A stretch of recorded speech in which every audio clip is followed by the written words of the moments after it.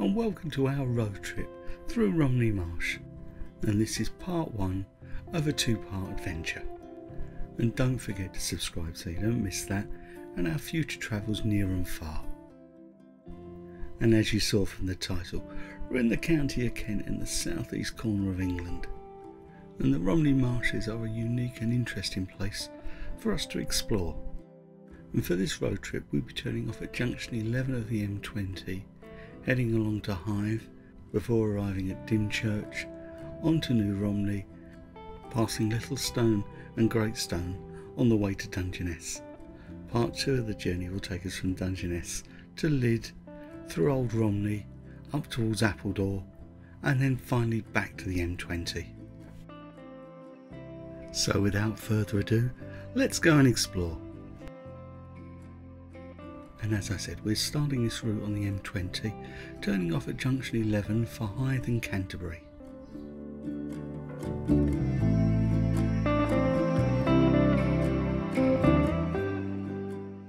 It'll be signposted the same whichever direction you're heading, and we're going to be heading towards Hythe. And I know, if anyone is like me, just a touch pedantic, Hythe is not on the Romney Marshes, it's just on the edges, but it's a great place to start our adventure and also a great base to explore from. This section, part 1, is roughly 20 miles, part 2 will be a little longer at around about 30 miles, making the whole trip 50 miles. Should you wish to cycle this route, you can get a train to Western Hanger or Sandling just north of Hythe, and it's not long before we reach Hythe, one of the ancient Cinque Ports, as you can see as we reach the outskirts of town. And if you want to explore Hythe, then make sure you stick to the left-hand lane as you arrive at these traffic lights. Now we love Hythe. It's a seaside town of two halves, one being the quaint old town and the other side being the shale beach. This road takes us around the town but also heads towards the beach, where you can find parking if you're lucky. So let's head right.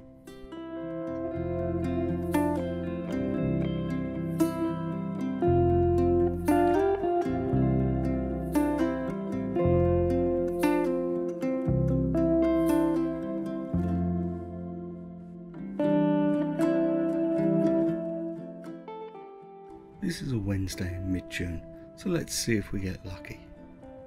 Here we go.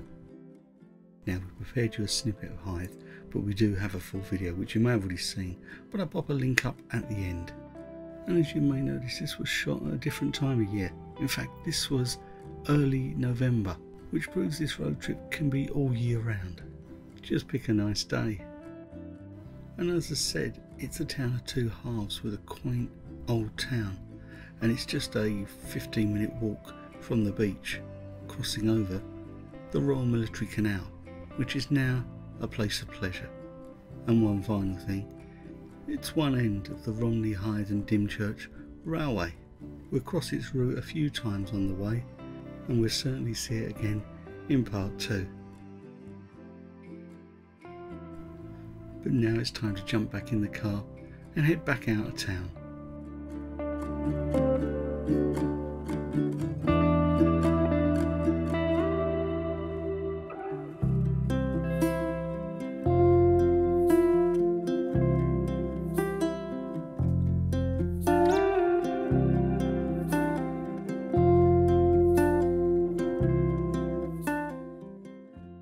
Oh, and it's worth noting, there are a few power display car parks dotted around town.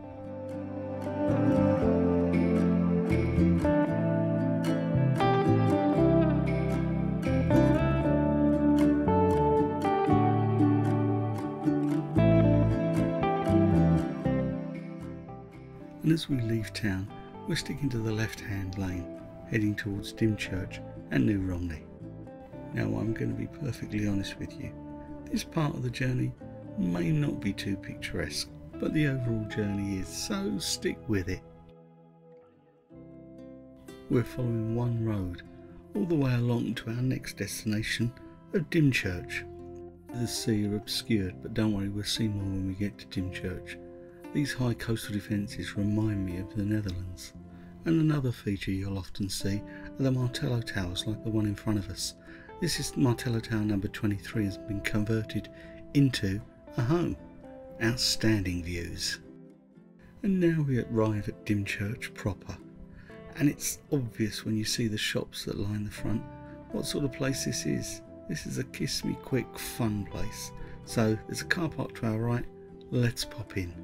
Now the town sign depicts Martello Tower and Romney Marsh sheep.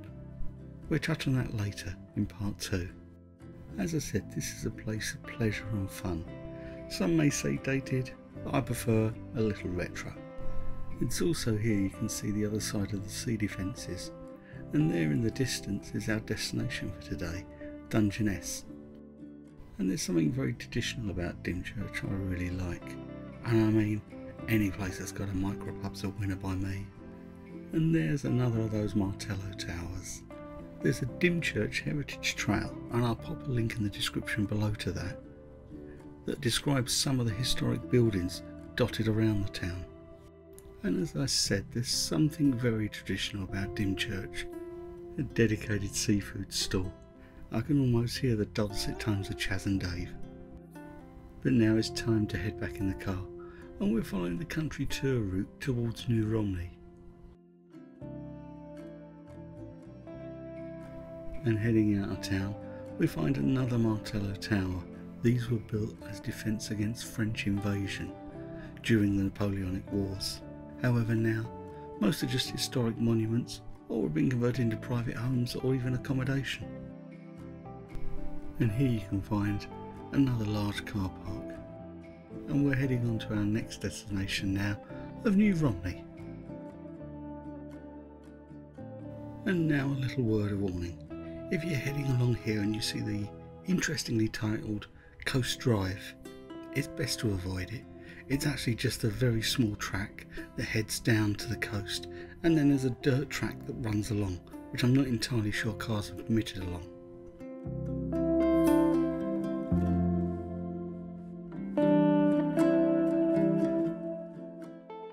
However, a little further along this route, you'll find on our right hand side the Romney Marsh Visitor Centre.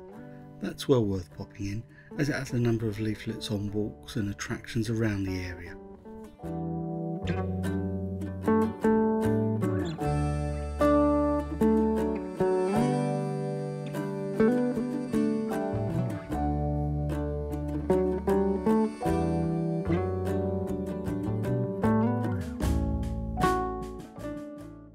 We're now heading into New Romney, and like Hythe, it's one of the original 5 Cinque Ports. The reason I mention that is the Confederation of Cinque Ports actually grew to probably around about 40 additional limbs and connected towns that supported the Crown's efforts in maintaining a fleet. However, an interesting snippet is that in 1287 there was a giant storm which diverted the course of the river rather and made New Romney ineffective as a port. It also had some other unusual consequences which we'll check out as we explore the town.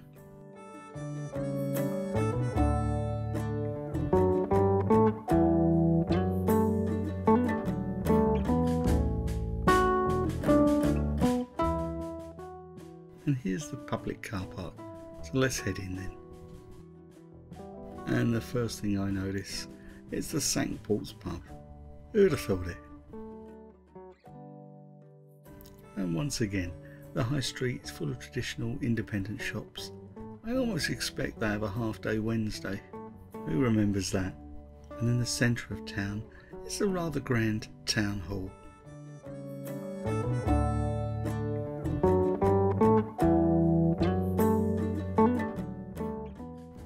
We love the history and character of New Romney.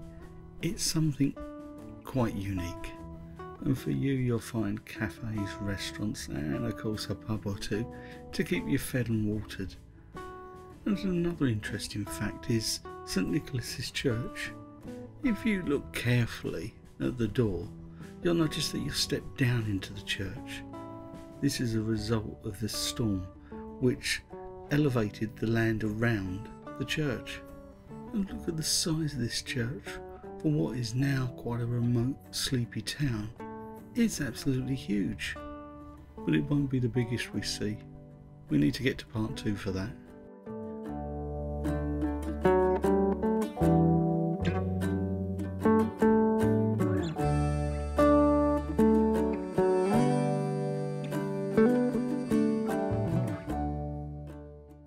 And then there's further slices of history, like the ruined monastery, a victim of Henry VIII's falling out with the Catholic Church and the dissolution of the monasteries, and then some pretty little cottages. And check out the windows on this 18th century almshouse. A little odd, aren't they? So after dipping our toes in a little bit of history, I think it's time to hit the road and head on again. And this time we're heading back through the town with our next destination of Dungeness via Littlestone and Dymchurch.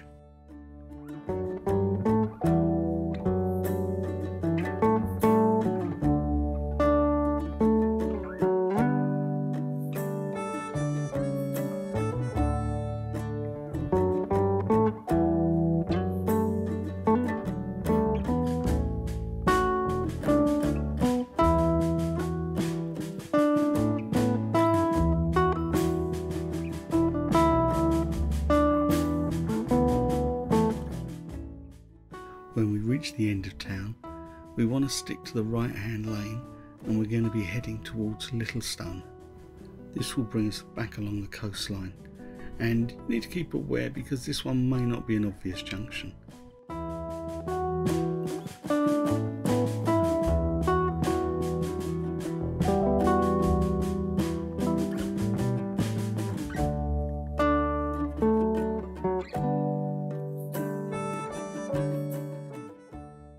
It's only about 1.5 miles from here to the coastline, and it's along here you'll come across the new Romney station of the Romney, Hythe and Dymchurch miniature railway line. So it's a little walk back into town, and it's also a short walk to the beach.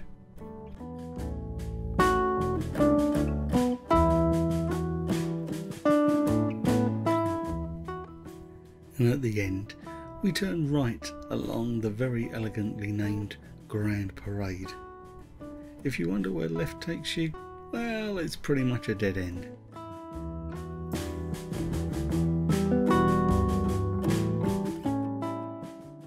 I like this place. It's a little remote, but there's something very charming about it. And I think it's becoming more and more popular. There's more and more conversions and buildings like this appearing. And now it's time to speed it up as we make our way towards Dungeness. You will notice along the route there are little places to park so you can stop and enjoy the journey. As I said earlier, this is an all year round trip, so all you need to do is pick a nice day and away you go.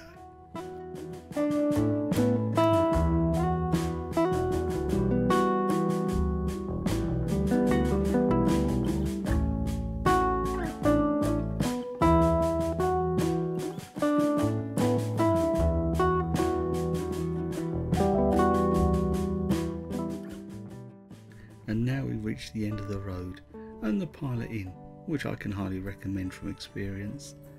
It's then just a short stretch from here, we bear off to our left and we arrive at Dungeness. That's where we'll start part 2 of this journey. I hope you enjoyed what we put together for this part. Stay safe, stay well and happy travels.